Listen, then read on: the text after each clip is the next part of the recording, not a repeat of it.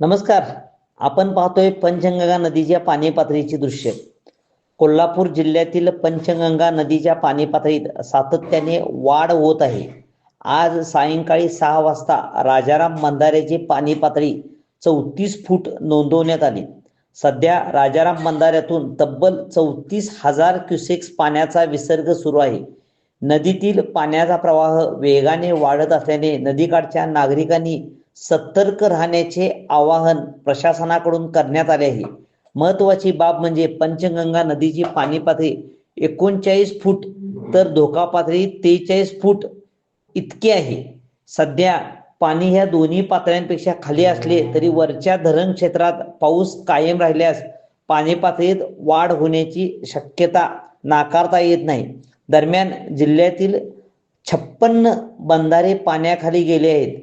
त्यामुळे अनेक गावांचा संपर्क तात्पुरता खंडित झाला असून नदीकाठच्या परिसरात प्रशासनाने सतर्कतेचा इशारा दिला आहे. नागरिकांनी नदीपात्रात जाणे टाळावे. सेल्फीसाठी किंवा पाण्याचा अंदाज घेण्यासाठी बंधाऱ्यावर गर्दी करू नये. प्रशासनाच्या सूचनांचे काटेकोर पालन करावे असे आवाहन करण्यात आले आहे.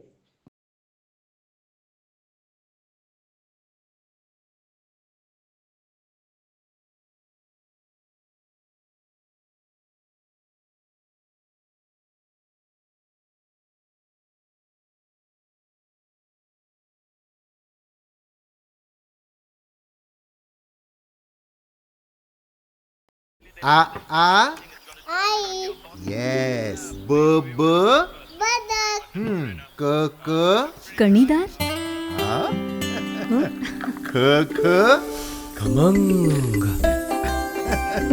ग ग गोकुळ तू हा